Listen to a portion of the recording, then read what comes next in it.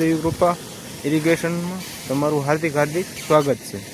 આજે આપણે મારા ફાર્મની અંદર આ જોઈ શકો છો, આપણું છે કુળદેવી કૃપા ફાર્મ, જેની અંદર આપણી આ ડ્રીપ સિસ્ટમ છે। ડ્રીપ સિસ્ટમની અંદર અત્યારે આપણે ખાતર ચડાવવાનું છે, જે આપણે વાવેતર ઓછું હોવાથી વેન્ચુરીનો ફ્લો ઘટે છે। આ છે આપણે વેન્ચુરી, જે વાવેતર પાઇપ આપણે નળિયું ઓછી પાથરેલી હોય ને, એટલે પંપ આપણો વેન્ચુરી પંપ બરાબર કામ કરતો નથી, એટલે આપણે એની અંદર દેશી જુગાડ અપનાવેલો છે। અત્યારે 1.5 kgની અંદર આપણું પ્રેશર આમાં છે, ડ્રીપની અંદર પાણી જાય છે। આ આપણું ફિલ્ટર છે। ફાર્મમાં સામે આપણે કાકડી વાવેલી છે, જ્યાં આ પાણી જાય છે। હવે એની અંદર આપણે ખાતર ચડાવવાનું છે, તો વેન્ચુરી કામ નથી કરતી, તો આપણે એની અંદર દેશી જુગાડ કરેલો છે।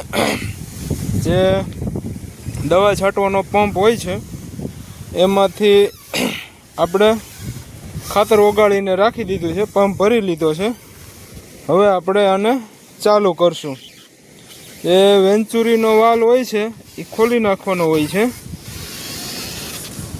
આ વાલ આપણે ખોલી નાખશું।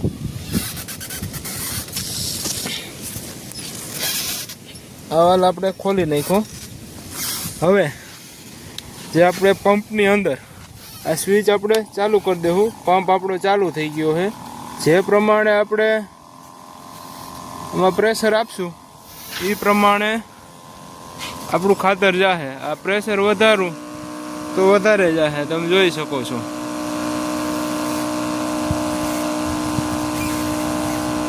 જો હમણાં આ કાળી બોર્ડર છે, એને પાર કરી ગયું।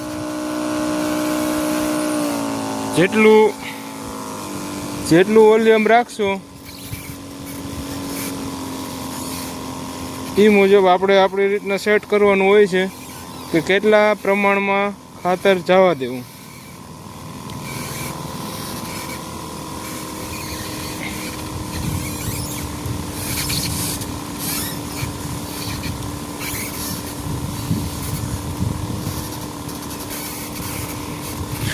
હવે આપણું ખાતર જવા માંડ્યું છે। હમણાં આ પંપ ખાલી થઈ જશે એટલે આપણે બીજો પંપ ભરી લેશું, જ્યાં અહીંયા ખાતર આપણે ઓગાળેલું રાખેલું છે। બહુ મસ્ત રીતે કામ કરે છે। ઓલા પંપમાં શું થાય છે કે ઘણીવાર પ્રેશર આપવાથી પાણી ઓછું જાય છે અને દવા વધારે જાય છે। આપણે આ સિસ્ટમને 8 વર્ષ પૂરા થઈ ગયા છે, જે એસ્કોટ માર્શલ કંપનીની આપણે અપનાવેલી હતી। આ આપણું ફિલ્ટર છે, બે વ્યવસ્થિત રીતે ખાતર જાય છે। થોડુંક આપણે આ એનું વધારવાની સ્વિચ છે એને વધારશું, એટલે ખાતર વધારે જશે। જે હવે આપણે આ ડબલા વડે જેમ ઘટે એમ આની અંદર નાખતું રહેવાનું રહેશે।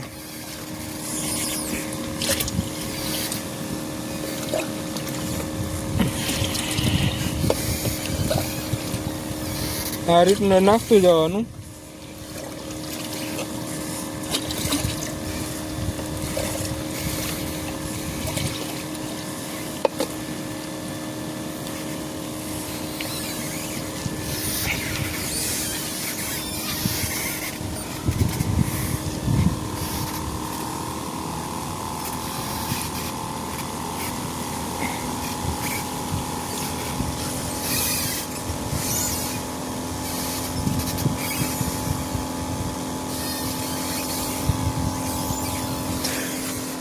આ 1.5 kgના પ્રેશરથી જ પાણી જાય છે સિસ્ટમમાં પૂરેપૂરું। અહીંથી આપણું પાઇપિંગ આવેલું છે।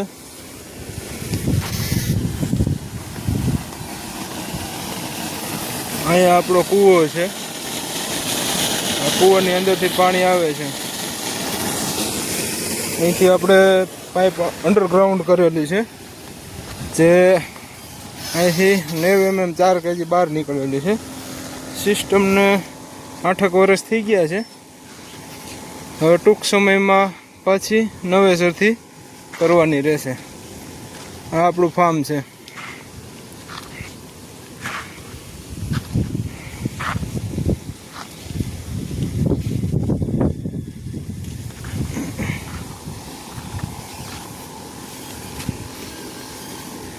બહુ મસ્ત રીતે જાય છે.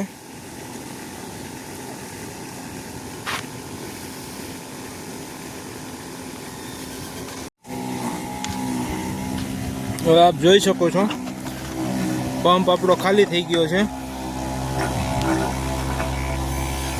પંપ ખાલી થઈ ગયો છે એટલે હવે આપણે પેલો વાલ બંધ કરી દઈશું. આ વાલ બંધ કરીને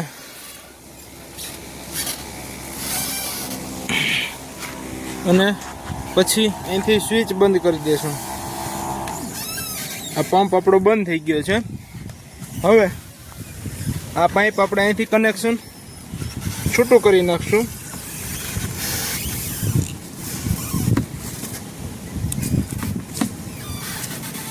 જ્યાં આપણે વાળો બાંધેલો હતો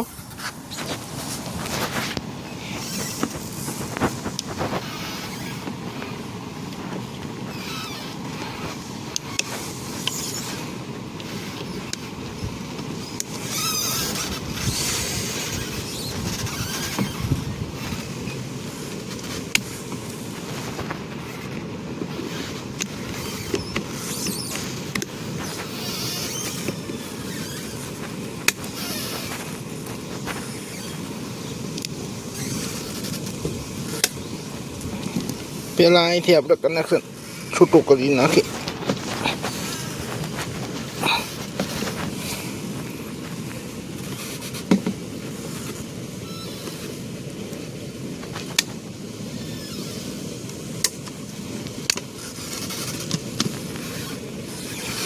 લાગે નહીં એટલે આપણે એને સાઈડમાં ફેંકી દેવું.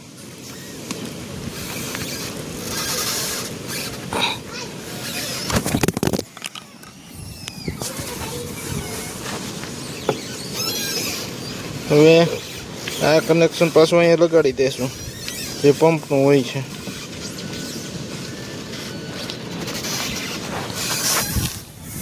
આ રીતના પંપ આપણો કમ્પ્લીટ થઈ ગયો છે. આ ફિલ્ટરમાં અત્યારે આપણે 1.5 kgના પ્રેશરથી પાણી પણ જાય છે, જેની અંદર 10 મિનિટ જવા દેશું. ખાતર ચડી જશે એટલે બંધ કરી દઈશું.